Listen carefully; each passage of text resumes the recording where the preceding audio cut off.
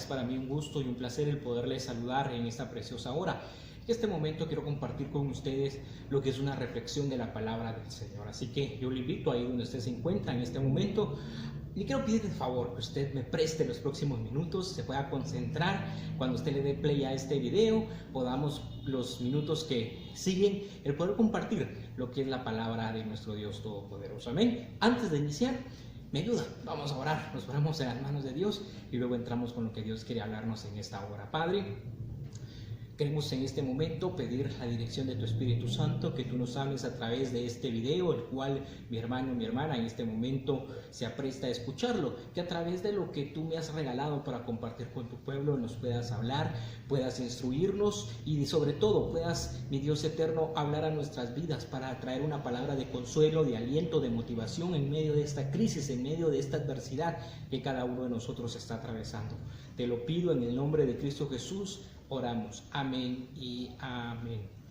Bien, mi querido hermano, en esta oportunidad quiero continuar hablando acerca de lo que la actualidad nos está teniendo en vilo, que es el coronavirus, y traigo un mensaje de esperanza, de motivación para cada uno de nosotros. Y en esta oportunidad quiero hablarle acerca de los 5 poderes de la crisis.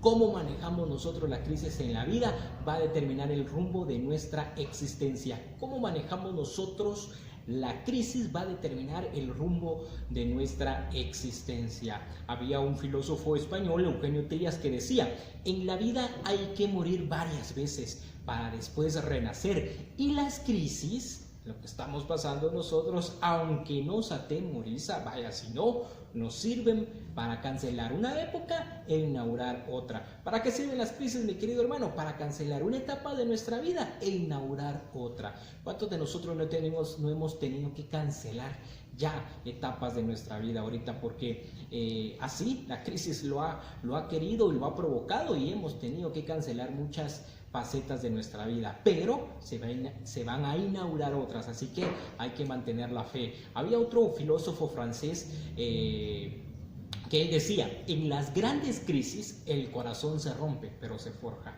En las grandes crisis el corazón se rompe, pero se forja. Es decir, que las crisis son necesarias en la vida, mi querido hermano. Así que ánimo ahí para enfrentar la situación por la cual estamos atravesando. Sé que a algunos nos ha tocado más duro que a otros, pero la confianza tiene que estar puesta en Dios, que Él nos va a ayudar para salir adelante en medio de esta situación que estamos atravesando. Entremos de lleno entonces al estudio de la palabra del Señor, los 5 poderes de la crisis. Y el primer poder de la crisis es el poder del desfallecimiento. ¿Cuántos de nosotros no nos hemos desfallecido ante esta situación? El primer poder de la crisis es el poder del desfallecimiento. Y el desfallecimiento no es otra cosa más que la pérdida de fuerza o energía. ¿Qué es el desfallecimiento? La pérdida de la fuerza o energía. Isaías lo entendía de esta manera cuando él escribía en el capítulo número 40. Él decía: los jóvenes caen y flaquean, pero los que esperan en Jehová, es decir, los jóvenes caen y flaquean. Isaías ya asumía que iban a fallar, y cuando habla de joven no está hablando de personas joven de naturaleza necesariamente, es decir, cualquiera de nosotros puede caer, pero él asumía que, ¿por qué hablaba de los jóvenes? Porque los jóvenes tienen más fuerzas que las personas se entienden más grandes, es decir, si los jóvenes que tienen fuerzas, que son vigorosos y se entiende que son más potentes, flaquean y caen, ¿sí? Pero él decía: los que confían, los que esperan en Jehová tendrán nuevas fuerzas. Entonces da por sentado que nosotros en la vida vamos a flaquear, vamos a debilitarnos, y es ahí donde tenemos que encontrarle el punto de equilibrio para encontrar esas fuerzas con nuestro Dios. El desfallecimiento no es otra cosa más que la pérdida de la fuerza y de la energía. Es sentir que nuestro cimiento emocional se hunde. Es como el apóstol Pedro, ¿se acuerdan? Con fe, con motivación, él bajó de la barca, empezó a caminar, pero se dio cuenta que se estaba hundiendo. ¿Qué pasó? Usted conoce la historia de Pedro, se terminó hundiendo. Es decir, él sintió en ese momento una emoción de decir: puedo salir adelante, pero cuando empezó a hundirse, Pedro perdió la fe y terminó hundiéndose. Usted lo conoce, ¿no? Conoce la historia. Así nos ha pasado a nosotros. Hemos tal vez tenido fe que esta situación va a cambiar, pero cuando nos damos cuenta de que esto sube, las personas contaminadas, las muertes, en todo, ¿quién de nosotros no se ha debilitado? ¿Quién de nosotros no ha encontrado una desesperanza de decir, creo que de esta no vamos a salir? Pero créamelo, mi hermano, vamos a salir juntos de esta situación. Es la asfixia que produce la tensión extrema. Nos hemos sentido que nos estamos asfixiando, que nos estuvieran apretando el cuello y que ya estamos a punto de desfallecer, pero es ahí donde tenemos que encontrar la fuerza con nuestro Dios. Hay un pasaje clave que nos va a ayudar a entender todo esto de los 5 poderes de la crisis, y este pasaje se encuentra en el primer libro de Samuel, el capítulo número 30, y acá la historia es muy conocida. Algunos ya hemos pasado, ya hemos leído y también hemos escuchado enseñanza a través de estos pasajes de la Biblia, pero creo que estos pasajes nos van a ayudar a poder entender los 5 poderes de la crisis. Ya vimos que el primer poder de la crisis es el desfallecimiento, y es lo que justamente el rey David vivió muchos años atrás. Acompáñenme a leer primer libro de Samuel, capítulo número 30, versos del 1 al 4, y dice: Cuando David y sus hombres vinieron a Siclac al tercer día, los de Amalec habían invadido el Neguev y a Siclac, y habían asolado a Siclac, y le habían, dice, prendido fuego. El verso 2: y se habían llevado cautivas a las mujeres y a todos los que estaban ahí, desde el menor hasta el mayor, pero a nadie habían dado muerte, sino se los habían llevado, que dice, al seguir su camino. Verso 3: vino pues David con los suyos a la ciudad, y he aquí que estaba quemada, y sus mujeres y sus hijos e hijas habían sido llevados cautivos, es decir, prisioneros. Entonces David y la gente que con él estaba alzaron la voz y lloraron hasta que les faltaron las fuerzas para llorar. Alzaron la voz y lloraron hasta que les faltaron las fuerzas para llorar. Llama la atención la actitud del rey David, y quiero hacer énfasis o centrarlo en una característica importante de estos pasajes que acabamos de leer. Lo primero es que imagínese usted que sale a trabajar, papá, en la mañana a casa, y cuando regresa por la noche se da cuenta que su esposa y sus hijos desaparecieron, que se los secuestraron, se los llevaron cautivos. Yo creo que nadie va a reaccionar de una manera pasiva, sino, es decir, hay un sentimiento en nosotros que provoca algo. ¿Qué provocó en David y su gente?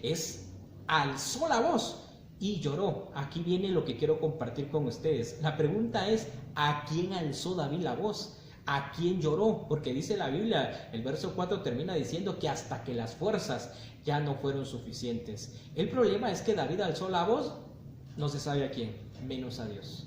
Y creo que esto nos ha pasado mucho a nosotros. En el primer poder de la crisis, que es el desfallecimiento, cuando desfallecemos, creo que hemos alzado la voz. Muchos de nosotros hemos dicho: no puede ser que esto me esté pasando a mí, no puede ser que a mí me haya pasado tal o cual situación.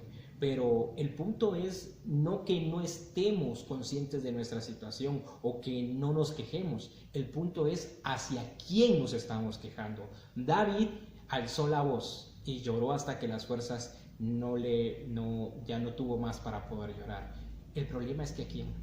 El primer error de David aquí fue no haber buscado a Dios, ver por sus propios méritos, el quejarse ante quién, no lo sé, pero se quejó, lloró, y no está malo, pero sí debemos de centrar. Si usted hoy está pasando desfallecimiento, crisis emocional, nos encontramos desesperados, debemos de doblar rodillas y acudir a nuestro Dios. David más adelante lo entiende: con mi voz clamé a Jehová e invoqué su nombre y él me escuchó.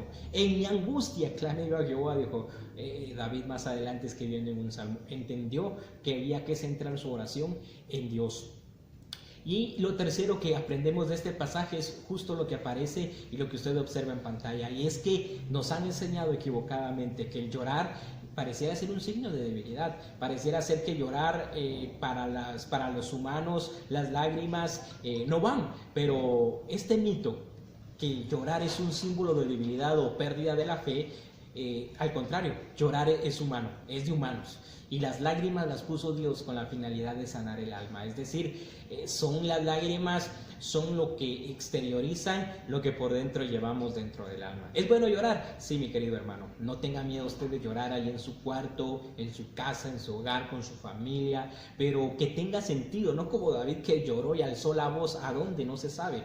Pero cuando nosotros lloramos, pero lloramos en la presencia de Dios, creo que lo más lindo, descargamos la ansiedad que llevamos y Dios, por supuesto que escucha eso dentro de nosotros. Jeremías lo entendía de esa manera cuando él escribió en el primer capítulo del libro de Jeremías, y él decía de que antes en el vientre de su madre él había sido formado, y que Dios, antes de que él viniera al mundo o fuera gestado de nacimiento, ya él conocía el propósito. Es decir, Jeremías asumía que Dios ya conocía todo de su vida. El salmista decía que antes que la palabra saliera de su boca, él ya la conocía, él ya sabía qué es lo que hay dentro de su corazón. Y creo que eso debe ser algo interesante en nosotros, el saber que Dios conoce nuestra situación, el saber que Dios sabe lo que sabe de que estamos atravesando, el mal que estamos atravesando, pero que Él desea que nosotros lloremos en su presencia, se lo exterioricemos. Yo le invito y le desafío a que llore en la presencia de Dios, a que usted le cuente a Dios cómo está su corazón, cómo se siente usted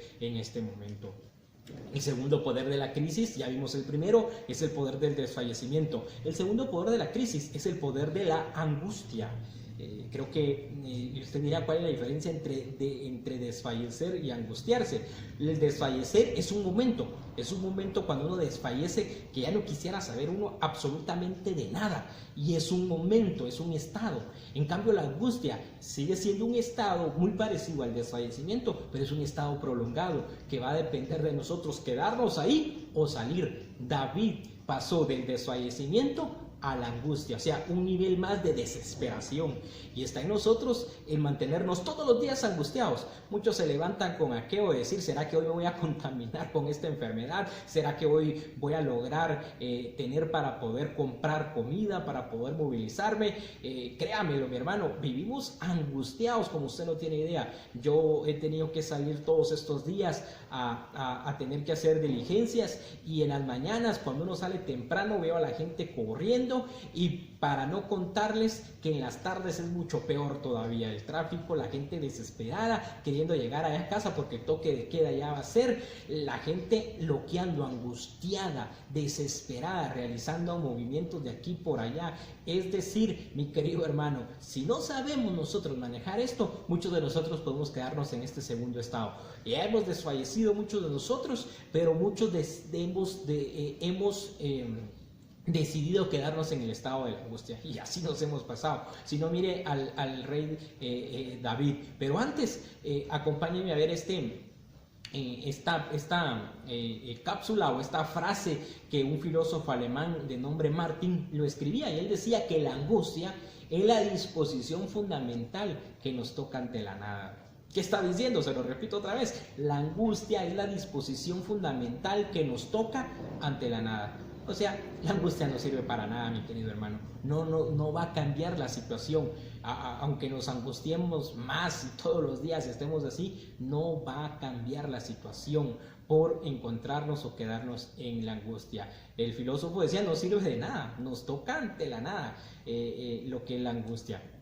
Y vean lo que el rey David lo expresaba ahí en esta historia que estamos teniendo de base en esta hora. Primer libro de Samuel, capítulo 30, ya hemos leído los versos 1 al 4. Hoy en este momento vamos a leer el verso 6 de ese capítulo 30 del primer libro de Samuel. Y dice: y David se angustió, un poquito, medianamente o bastante. Dice que David se angustió mucho porque el pueblo hablaba de apedrearlo. ¿Por qué razón? Porque se llevaron cautivas a las mujeres y a sus hijos, y los hombres, el resto, hablaba de apedrear al rey David. Y David dijo: esta creo que no me libro. Y David se angustió demasiado, pues todo el pueblo estaba, vea la actitud del pueblo: amargura de alma, desfallecimiento, angustia y amargura. Tanto la angustia como la amargura son sentimientos que uno decide quedarse en ellos. Son sentimientos que uno decide enraizarlos en el corazón. ¿sí? Máxime la amargura. ¿Cuántos de nosotros no hemos tenido un sentimiento de amargura? ¿Qué es la amargura? Es aquella sensación de querer encontrar un culpable por lo que hoy estamos viviendo. ¿Cuántos de nosotros no le hemos echado la culpa al pueblo asiático de la situación? ¿Cuántos de nosotros no le hemos echado la culpa hasta una de las potencias mundiales como Estados Unidos por no estar brindando la ayuda como potencia económica que ellos pueden hacerlo? Y hasta nuestras propias autoridades le hemos echado la culpa a nuestro presidente porque no ha tenido las herramientas necesarias para poder sacarnos adelante en esta crisis. Es decir, la amargura es un estado en el cual uno busca culpables, uno busca decir por culpa de tal, de él, es que yo estoy en esta situación, y lo menos que hacemos es enfrentar la situación. David se angustió mucho porque el pueblo hablaba de apedrearlo, y el pueblo, vean a David angustiado, y el pueblo ¿cómo estaba? Amargado de alma, cada uno preocupado por sus hijas y sus hijos. ¿Cuántos de nosotros no estamos preocupados por nuestra familia? Que ellos puedan ser los próximos que puedan contaminarse, que ya no nos alcance el dinero para la comida, para subsistir, porque no estamos generando fondos económicos debido a que prácticamente la economía está paralizada en este momento. Todo ello provoca en nosotros amargura y provoca también angustia en nosotros. Dice que el pueblo estaba en amargura de alma por sus hijos y por sus hijas. David estaba angustiado porque hablaban de apedrearlo a él. Pero ahora vean la actitud de David, cómo cambia acá, ¿eh? Vea el relato, recuerda los primeros versos del 1 al 4. Dice que, ¿cómo terminaba el verso 4? Diciendo que David alzó la voz y lloró hasta que se le acabaron las fuerzas. Pero ve ahora la actitud que él tiene acá en el verso número 4, perdón, en el verso número 6, la parte final. Más David dice, se fortaleció. ¿Qué es fortalecerse? Es lo que Isaías decía en el capítulo 40, que los jóvenes caen y flaquean. Y cuando él decía es que los jóvenes que son más fuertes, que tienen más capacidad de energía para poder enfrentar, ellos también flaquean y caen. Cuanto más las personas más grandes o avanzadas no van a caer, o los niños pequeños. Pero acá, es decir, Isaías decía, pero los que confían en Jehová tendrán nuevas fuerzas. La diferencia es confiar en Dios. En Él está nuestra fuerza. Él es nuestro castillo fuerte. Él es nuestro sostén, nuestro pronto auxilio en medio de la tribulación. David, después de haber llorado y alzado la voz a no sé quién, entendió esto. Ya cuando pasó del desfallecimiento, David, sí, ahora a la etapa de la angustia, él entendió, es momento de fortalecerme en Dios. Y el verso 6 termina diciendo, mas David se fortaleció en Jehová su Dios. Oh, mi querido hermano, en Dios tenemos que fortalecernos. Yo le invito de corazón a que usted ahí en su hogar, en casa, no desfallezca. Hemos estado orando todos los días a las 4 de la mañana, algunos 15 minutos, media hora, otros a las 2 horas completas. No sé cuánto tiempo usted dedica, pero muchos nos hemos levantado a las 4 de la mañana, y si usted no lo ha hecho, yo le invito y lo desafío a que se unan con nosotros a partir de las 4 de la mañana a buscar el rostro de Dios. Ahí conéctese con Dios y busque, fortalezcase en el Señor, y va a encontrar en Él el consuelo que su vida y mi alma necesitan ante esta situación que está atravesando. Yo desconozco cuál es la situación real en su vida, pero Dios sí la conoce y Él desea tratarla. Él desea que usted y yo salgamos adelante, que nos fortalezcamos en Él. David se fortaleció en Jehová su Dios, y esto no nos habla más que el poder entender esta parte, el poder de la angustia. ¿Qué es la angustia? Es el estado afectivo penoso que aparece frente a un peligro o impresión desconocidos. Es la angustia. ¿Qué es la angustia? Es el estado afectivo penoso que aparece frente a un peligro o impresión desconocidos. Es decir, que en las crisis la mayor angustia se produce cuando los que están cerca, en vez de entendernos o ayudarnos, nos culpan. Y eso es lo que ha pasado. Hemos tratado de buscar culpables a esta situación, pero creo que lejos de encontrar a un culpable, debemos de encontrar fortaleza, solución a esta situación que estamos atravesando todos nosotros. Las ideologías nos separan, los sueños y las angustias nos unen. Esto lo dijo un dramaturgo de origen rumano. Las ideologías nos separan, los sueños y las angustias nos unen. ¿Cuántos de nosotros hoy en esta angustia no nos hemos unido al darnos cuenta de esto, el poder compartir? Yo le invito, mi querido hermano, que si usted ahí en casa usted tiene y usted conoce de alguien que necesita el apoyo, que se ha quedado sin dinero, sin comida, sin trabajo y está pasando situaciones difíciles, usted le puede apoyar. De repente recordemos que hoy no hay transporte para poder movilizarnos, usted tiene su vehículo, tiene un medio para poder transportarse, el poder apoyar a otros, eso va a ser fantástico. Es decir, las ideologías, los pensamientos nos separan, pero en la angustia nos une. Es decir, mi querido, este es también es una situación que podemos aprovechar para poder apoyarnos entre nosotros y poder seguir adelante. Ya vimos el poder del desfallecimiento, ya vimos el poder de la angustia. Ahora viene el parteaguas de las dos primeras que están en un estado negativo, como es el desfallecimiento y la angustia, al poder de la fortaleza. Y llega el momento de que en medio de la crisis hay que fortalecernos. El tercer poder de la crisis es el poder de la fortaleza. Ante el inminente peligro, la fortaleza es lo que cuenta. Ante el inminente peligro de la fortaleza es lo que cuenta. Ante el inminente peligro, ¿sí?, la fortaleza es lo que cuenta. Y ahora acompáñeme a leer y usted vea y sea testigo entonces de lo que sucedió en este relato de la palabra del Señor en el capítulo número 30 que hemos estado leyendo y ha sido la base, los versos 7 y 8. Y ahora nos toca el primer libro de Samuel, capítulo 30, versos 7 y 8. Y dijo David al sacerdote Abiatar, hijo de Ahimelech: yo te ruego que me acerques el efod. Y Abiatar acercó el efod a David. Y David consultó a Jehová diciendo: ¿perseguiré a estos merodeadores? ¿Los podré alcanzar? Y él le dijo: síguelos, porque ciertamente los alcanzarás y de cierto librarás a los cautivos. Y dijo David al sacerdote Abiatar, hijo de Ahimelech: yo te ruego que me acerques el efod. Y Abiatar acercó el efod a David. Y David, ¿qué dice? Consultó a Jehová. La fortaleza, ¿sí? ¿Recuerda? Debemos acudir a nuestro Señor Jesucristo, que Él es nuestra fortaleza. En medio de esta desesperación, en medio de esta crisis, es nuestro Dios, en Él vamos a fortalecernos. El efod no es otra cosa más que en el efod dice que habían dos piedras, el unim y el tunim, y estas dos piedras determinaban, era un sí o era un no el que salía.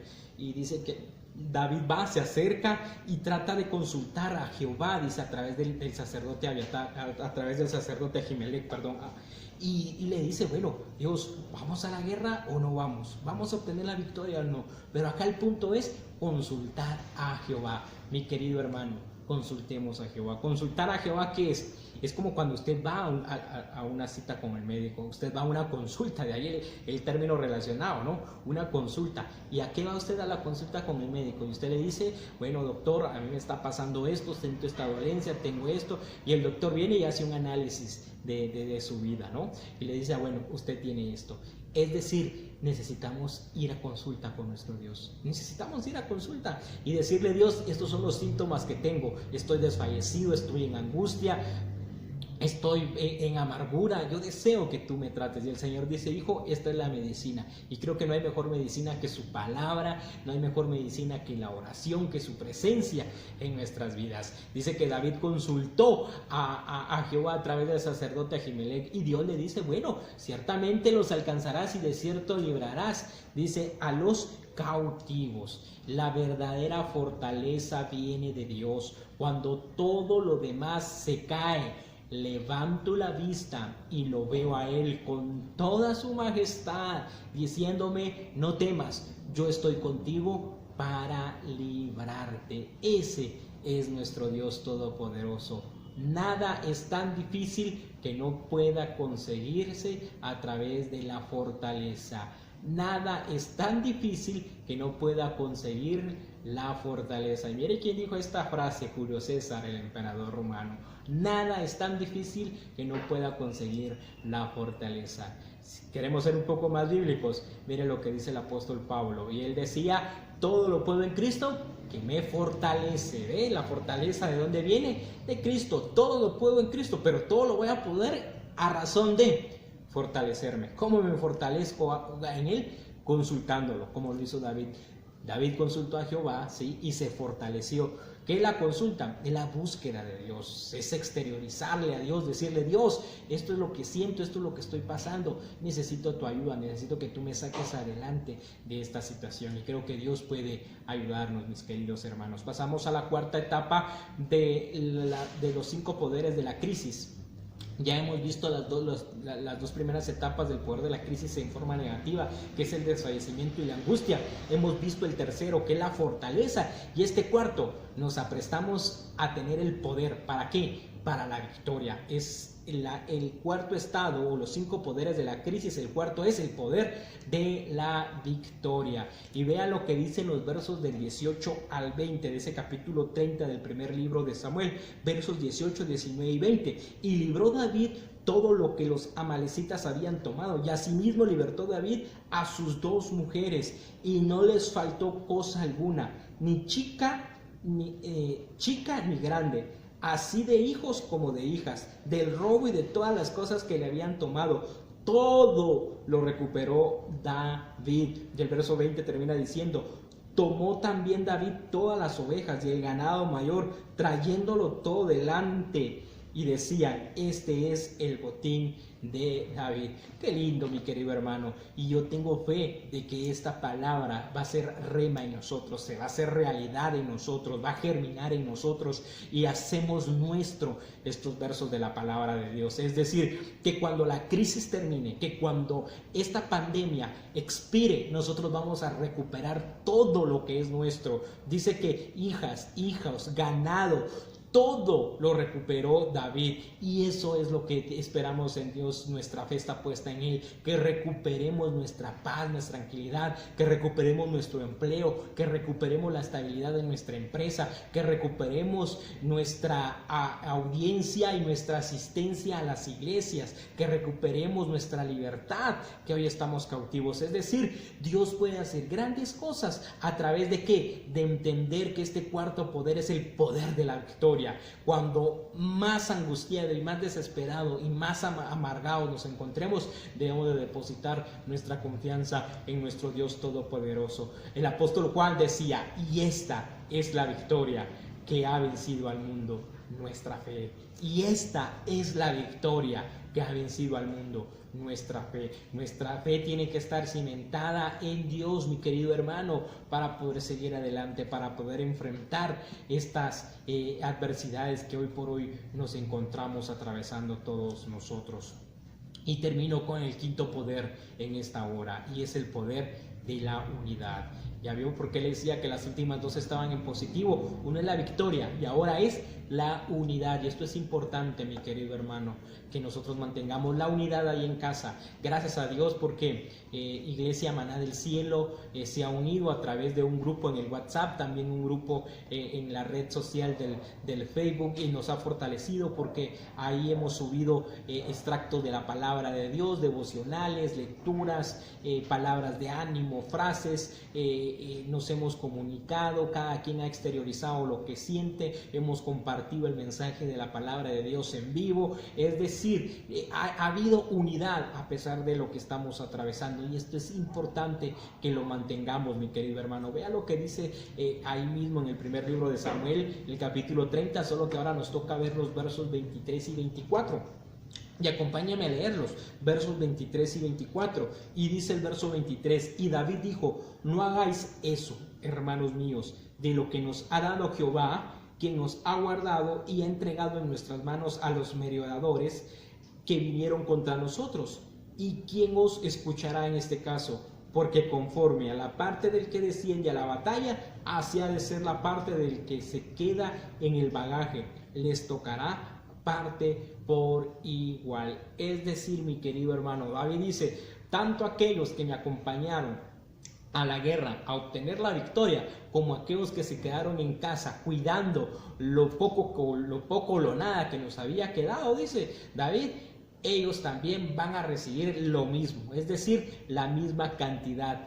partes iguales para todo. Y eso es nuestro Dios. ¿Qué está hablando Dios acá? De que debe de existir igualdad y unidad en nosotros, mi querido hermano. Esto es bien importante en nuestras vidas, que nosotros podamos mantenernos pensativos y sobre todo ante la situación por la cual estamos pasando. La reconciliación, dice, es más bella que la victoria. La reconciliación es más bella que la victoria. Lo dijo una expolítica, ¿no? Una expresidenta, Violeta Barrios de Chamorro, expresidenta de Nicaragua. Y eso es lo que debe de existir en nosotros, mis queridos hermanos. Deleitarnos en la victoria, pero todos juntos. Y vamos a salir. Y cuando lo logremos, nos vamos a dar cuenta que levantarnos de madrugada temprano dio como resultado la victoria. Y esa victoria la vamos a disfrutar todos juntos. Yo les puedo asegurar que cuando esto salga, mi querido hermano, yo creo que lo primero que vamos a hacer va a ser un servicio de acción de gracias a Dios, donde nos vamos a reunir todos, nos vamos a volcar a la iglesia, vamos a llenar nuestra iglesia nuevamente y vamos a hacer ese servicio y vamos a cantarle a Dios con todo nuestro corazón, celebrando la victoria, recordando que en medio de esta situación que hoy pasamos extremadamente difícil, límite, vamos a salir y ese día les vamos a decir con fe, sabía que lo íbamos a lograr y vamos a estar unidos más que nunca celebrando esa victoria de parte de Dios para con nuestras vidas. El poder de la unidad es clave para poder lograr cualquier cosa en la vida, mi querido hermano. Las crisis resueltas nos devuelven la unidad. Vaya si no.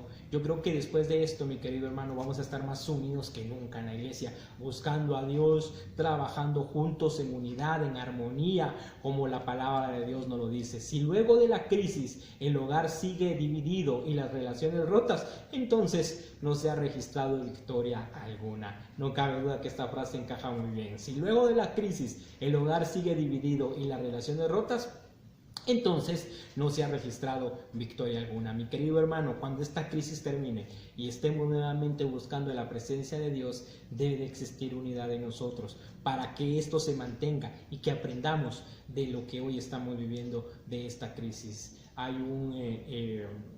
Hay una última frase que quiero compartir con ustedes: donde hay concordia, siempre hay victoria. Es decir, donde estamos, dice que donde haya unidad, haya concordia, ¿sí? Siempre va a haber victoria y eso debe de existir. Mantengámonos unidos, mis queridos hermanos, mantengámonos firmes y unidos y sé que Dios nos va a dar la victoria. La fuerza que hay en tu interior es mucho más fuerte que cualquier obstáculo que pudiésemos estar atravesando en la vida. Así que adelante, mi querido hermano, buscando siempre de la presencia de nuestro Dios, porque la fortaleza, mi querido hermano, la encontramos, la confianza y la fortaleza tiene que estar puesta en nuestro Dios todopoderoso para salir adelante ante cualquier situación que nosotros estemos atravesando, estemos enfrentando. La confianza tiene que estar en nuestro Dios todopoderoso, porque solo en Él hay victoria.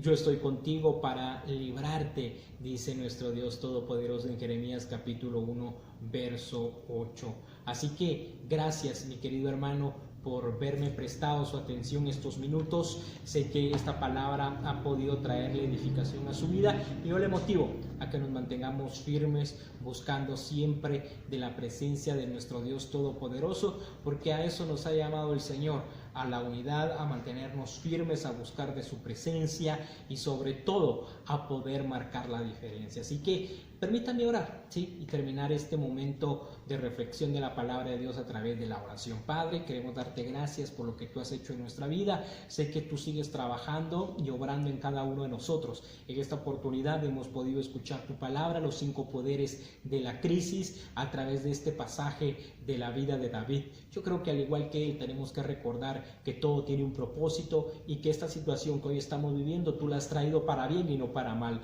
Y aunque hoy parece ser un mal para nosotros, es un mal necesario, porque este mal nos va a hacer a nosotros destacar más adelante y obtener la victoria. Te damos gracias y yo te pido que fortalezcas la vida de mi hermano, de mi hermana ahí en casa, para que pueda mantenerse vivo, Padre Celestial, y creyendo por fe que vamos a salir todos juntos de esta. Te damos gracias, mi Dios eterno, en Cristo Jesús oramos. Amén y amén.